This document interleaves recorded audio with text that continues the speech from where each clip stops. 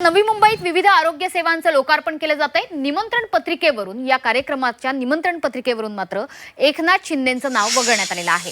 पालकमंत्री असून सुद्धा शिंदेंना डावललं असल्यानं पुन्हा एकदा चर्चा सुरू झाली आहे। नाव वगळल्यानं नरेश म्हस्केंकडून नाराजी व्यक्त झाली आहे। तर नवी मुंबईत आज विविध आरोग्य सुविधांचं उद्घाटन होणार आहे। मात्र या कार्यक्रमात महापालिकेनं प्रसिद्ध केलेल्या कार्यक्रम पत्रिकेवरून नवा वाद रंगण्याची चिन्ह आहेत। वनमंत्री गणेश नाईक यांच्या हस्ते या आरोग्य सुविधांचं उद्घाटन होतंय। मात्र या पत्रिकेमध्ये उपमुख्यमंत्री किंवा पालकमंत्री एकनाथ शिंदेंचं नावच नोंदवण्यात आलेलं नाही। शिंदेंचं नाव वगळल्यामुळे आता शिवसेनेतून नाराजी व्यक्त केली गेली आहे। तर आपल्या प्रतिनिधी स्वाती नाईक सध्या आपल्यासोबत जोडल्या गेल्या आहेत। स्वाती, हे खरं तर पहिल्यांदाच होत नाहीये। यापूर्वी सुद्धा अशाच पद्धतीच्या एका शासकीय कार्यक्रमामधून एकनाथ शिंदे यांचं नाव वगळलं गेलं होतं। त्यावेळी सुद्धा नाराजी व्यक्त झाली होती। आज नवी मुंबईत नेमका कुठला कार्यक्रम आहे आणि या पाठीमागे आता नेमकं काय राजकारण घडतंय?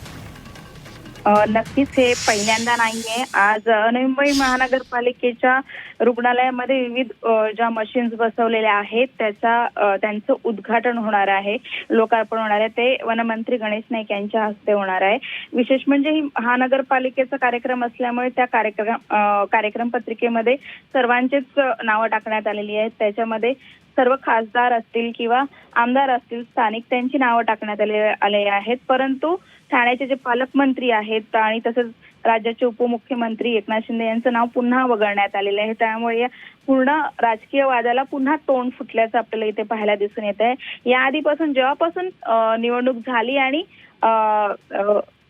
वनमंत्री गणेश नाईक झाले त्यानंतर प्रत्येक वेळेला या कार्यक्रमांमधून एकनाथ शिंदे यांना वगळण्यात आल्याचं दिसून आलेलं आहे। यामुळे स्थानिक जे शिवसैनिक आहेत शिंदे गटाचे यांनी नेहमी आंदोलन देखील केलेलं आहे। आयुक्तांना देखील याबाबत पत्रव्यवहार केला होता, नाराजी दाखवली होती।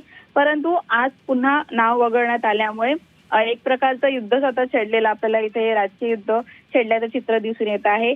नाव का वगळण्यात येत आहे? कारण युतीमध्ये असताना देखील नाव वगळण्यात येत आहे। त्यामुळे प्रचंड नाराजी आहे ही शिंदे गटांमध्ये आज आपल्याला पाहायला मिळत आहे।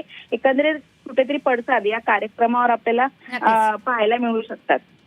नक्कीच त्याच्यामुळे नाव वगळण्याचं हे राजकारण पुढे कसं वळण घेतंय हे आपण बघूयात। धन्यवाद स्वाती दिलेल्या या सविस्तर माहितीबद्दल।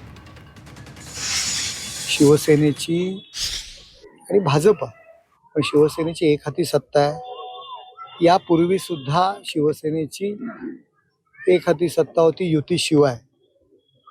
आता युती आहे त्या ठिकाणी आम्ही सुद्धा या ठिकाणचे जे मंत्री आहेत त्यांचं नाव टाकत असतो।